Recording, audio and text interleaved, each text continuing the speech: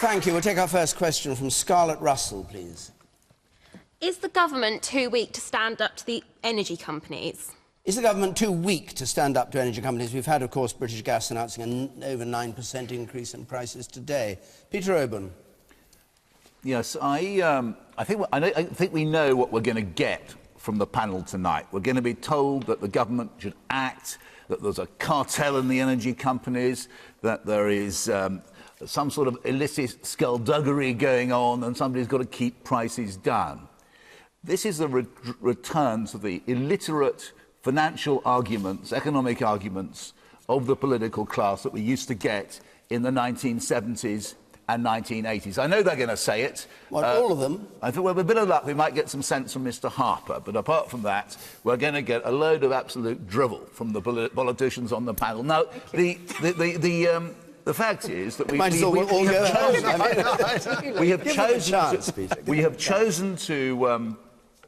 we have a capitalist system in this country. It depends on supply and demand.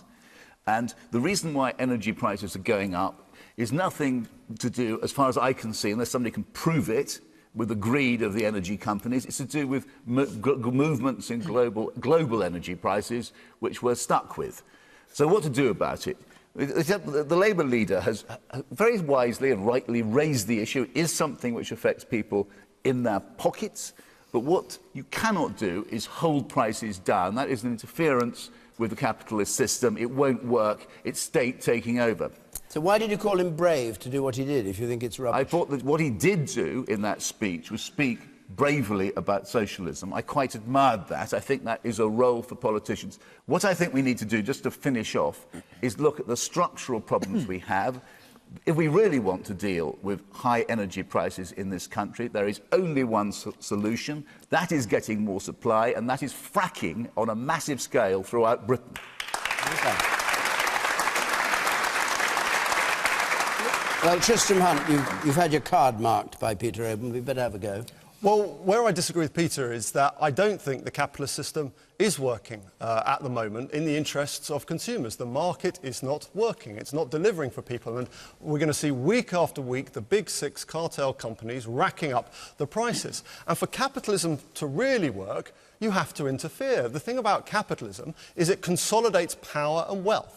And if you want it to work for the majority of the people, then you have to have a hand on the tiller, which is why we have competition law and regulation law. And what we're saying in the Labour Party is that we want to break up the control that the big six have, which is racking up energy prices for families. And it's going to get really bad over the course of this winter. So look, we're saying we're going to introduce a price freeze, and then what Ed Miliband wants to do is to make sure during that price freeze we reform the regulatory market. We reform the system so that we can get prices down for consumers. And just as in the past, we put a tax on utility companies when they overcharged, and just as the Conservative Party in the early 1980s put a tax on North Sea oil because there were excessive profits there, these are the moments when politicians interfere in the market for the good of the public. And we've had all this stuff about the 1970s and Red Ed and all the rest of it. What I think is that Ed Miliband is more in line with Adam Smith, who believed that you need to control the market and manage the market to deliver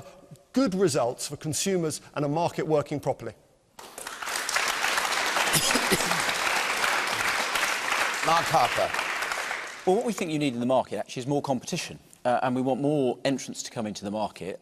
What Tristram says would be more compelling if, when Labour was in power, we hadn't started with 14 energy companies and ended with 6. I mean, how do you get more to come back in now? What do you do? First of all, we want more investment in the industry, and we've seen some announcements today. The Chancellor's been overseas, and we're going to have more investment. We need to diversify away from being completely reliant on fossil fuels. Yeah, but you said more companies. And we need more companies. How do you get them in, say, to gas or to oil? We've got 2 new smaller companies in the marketplace. We want more competition, and the other thing we should do is we should encourage consumers to switch away from companies when they put their prices up. So we've seen a price rise today. Everybody who's not happy with that price rise should switch. There are a number of tariffs on the market. But do you really believe that those other companies will keep their tariffs low once they've sucked in all the people who've switched? Well, I was actually looking today at some of the tariffs available. There are some fixed rates available by other companies, which if you switch into them, you're not going to be hit, and I think people should switch away from companies that put the price. And what about giving up some of this green stuff? And we need more costs over 11% on people's bills. I think what we need to do... You want to go through that and say we could cross some of this off? Well, what we need to do is we need to move away from a dependence on imported gas. We need a mix of energy supplies. We need some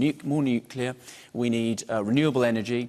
We need some gas. And we need some coal. Actually, being completely dependent on imported energy means we're very dependent on the world global gas price. And Ed Miliband's admitted that if global gas prices go up, he wouldn't be able to deliver his price freeze, which is why the Prime Minister said it was a price con. But the second biggest buyer of gas in the UK is Deutsche Bank. Now, I don't know how much gas Deutsche Bank uses, but I imagine it's very, very little. So what you have there is a market where they are racking up prices. And I represent a part of the country which uses gas a great deal for its kilns, for potteries and Stoke-on-Trent. And our businesses are being absolutely hammered by not being able to get competitive gas rates because the government's not investing in gas storage. All right. Now, let's hear from... Hold on. I'll come to you. But let's just hear from some members of our audience. You in the very front here, then I come to the lady up there in the back. You. Is it fair to say that privatisation of the energy companies hasn't worked and that the only way to bring down the prices is to renationalise them? Is that your view? Let's just hold on to that. And the third row from the back. I just wonder how many of the CEOs of these big fuel companies worry about paying their fuel bills each time they come through the door. And the man in the blue shirt, you, sir. I'm afraid Peter Oborne was probably right. When the Labour Party was last in, they allowed the producers to merge with the distributors, which has distorted the market. They installed a whole set of green energy policies which are taking an ever-increasing proportion of the bills.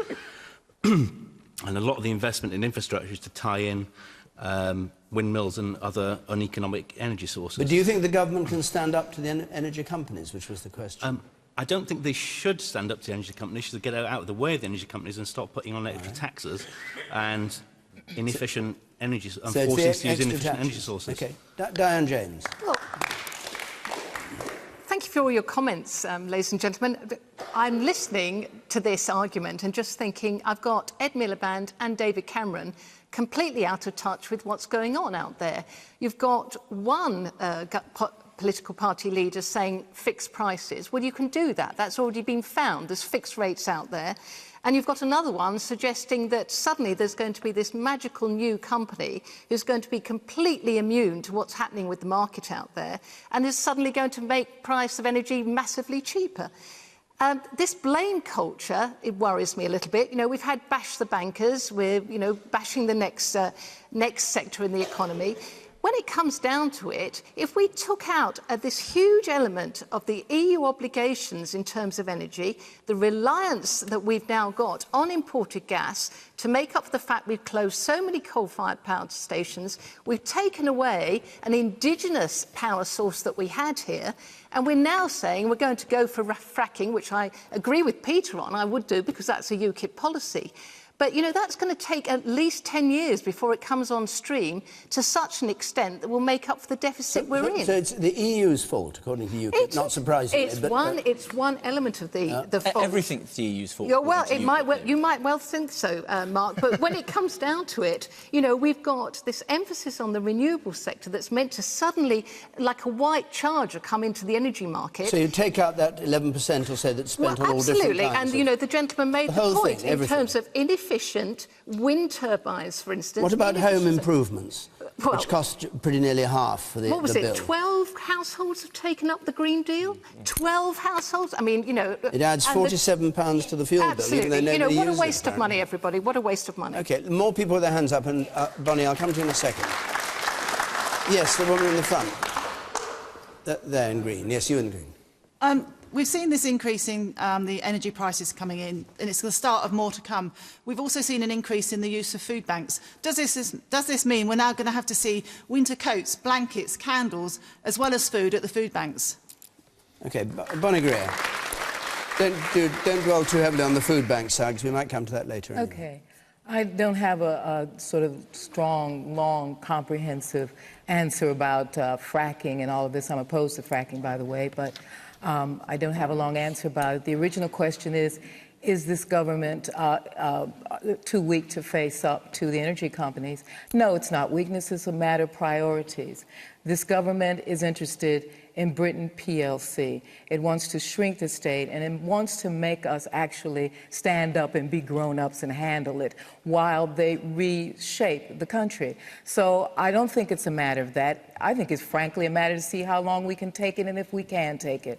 So I don't think that we're going to see them stand up to these companies because they don't attack the financial sector. They're much more interested in doing it to us. Sorry, hold on a second. See how long we can take what? Well, see how long we can actually, as this lady was saying, you know, be cold, to be honest with you. The idea and the reality is that this government is more interested in big business, in helping business, in appearing to be the friend of business, and not necessarily on the side of the consumer or the population. Okay. You, sir, in the third row. The problem with capitalism in this instance is that there's no competition. So who do you switch to? Yeah, I mean, what's the government's answer to that? Well, we want to get more competition into the market. One of the problems, as I said, we inherited wanting to is like a sort of... No, so we need to do things to make it easier. Part of the reason why we want to get people switched to the lowest tariff, for example, and to encourage people to switch is so that you do get more competition, that smaller new entrants will come into the marketplace. We inherited a market which only had the big six. It used to have, when we left power, there were 14 energy companies that people could choose from. You had more competition. You had more options for people to switch to. That's what we need to get back to, so people actually have some real choice, and customers will face pressure in the market. There's a stage in the political cycle at which you can't keep blaming previous governments. And after 3.5 years in power, not taking any effective action in this realm, and now we're seeing the consequences of this. And it's part of a pattern of behaviour. When we look at the Prime Minister, he is incapable of standing up against the strong. When it comes to the banks, when it comes to the Murdoch press, David Cameron is always on the wrong side. And so it is with the energy companies. He's not on the side of the consumers facing these 10% hikes. He is on the side of the big six energy companies, and small businesses and consumers are taking the hit for it. Absolutely.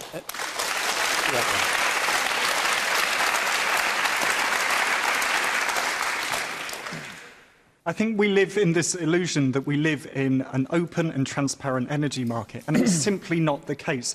The amount of subsidies, the amount of tax breaks and backroom lobbying that happens and influence on those energy companies. So now we have a discussion about fracking. The only reason we're discussing fracking is because of lobbyists exerting power. It will not bring down energy prices. It's locking us onto a fossil fuel future, which we don't need. And this is only weeks after the IPCC report saying we need to move away from fossil fuels. This is a path which is going to lead us towards greater fuel poverty.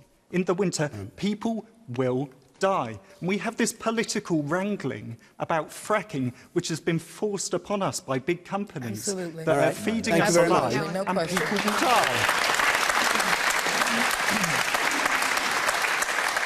Tristram, when you make your attack on the government, how do you account for us having very low fuel prices relative to the rest of Europe? What I know about the prices is that when Ed Miliband was Energy Secretary, prices came down by £100, and since David Cameron has been Prime Minister, they've gone up by £300. We live in a global market, that's absolutely right, and everything the Minister said about buying in too much foreign gas is absolutely right. But I don't accept this idea that we have competitive energy rates relative to Europe.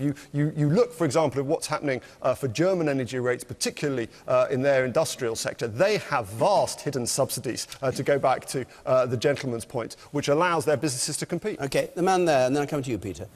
Isn't it just easy? The world demand is growing. China, India, whatever caps you want to put in place, a few more companies, it's a short-term fix. Surely we need to become independent. We need to find alternatives. We need a mix of energies. And we need... Hold on, Peter. Actually, I'm glad you just said that, because what I was about to say myself that the argument we've just been having about sort of more competition or energy prices exploiting us isn't really true, and I think that Mr Hunt knows it's not really true. We have got to look at the fundamental structural issues. One of them is much more fracking, nuclear power. We need much more nuclear power. More wind power, possibly. The 7 bore would be incredible. Yep. And there is a problem. The problem is democracy. You have, at the local level, no politician can defy his voters by saying, let's have fracking here in Sussex or in Hampshire or in Berkshire, because they're not going to do it. And then they're going to the same problem with nuclear power. And we have got to understand that there are certain issues where democracy is an absolute impediment. And so instead of listening to sort of whinging from left-wing politicians about cartels which don't actually exist, well, let's have a bit of long-term thought, please, Mr Hunt. Well, I'll tell you exactly. In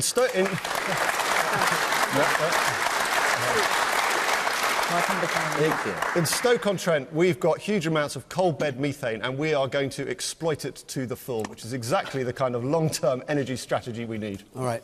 Last quick word, if you would. Just very briefly, on the nuclear power, I don't actually agree with that. I've got opposite my constituency, the other side of the river, we've got an existing nuclear power station. And actually, when you confront people with some of these choices, they can see you need to make more investment. Hopefully, there's going to be some new investment, a new nuclear power station there. We do need more investment. The Chancellor's made some very positive announcements today while he's been in China about new investment into the energy market. That's what we need so that we've got a more diverse set of energy supplies for the country.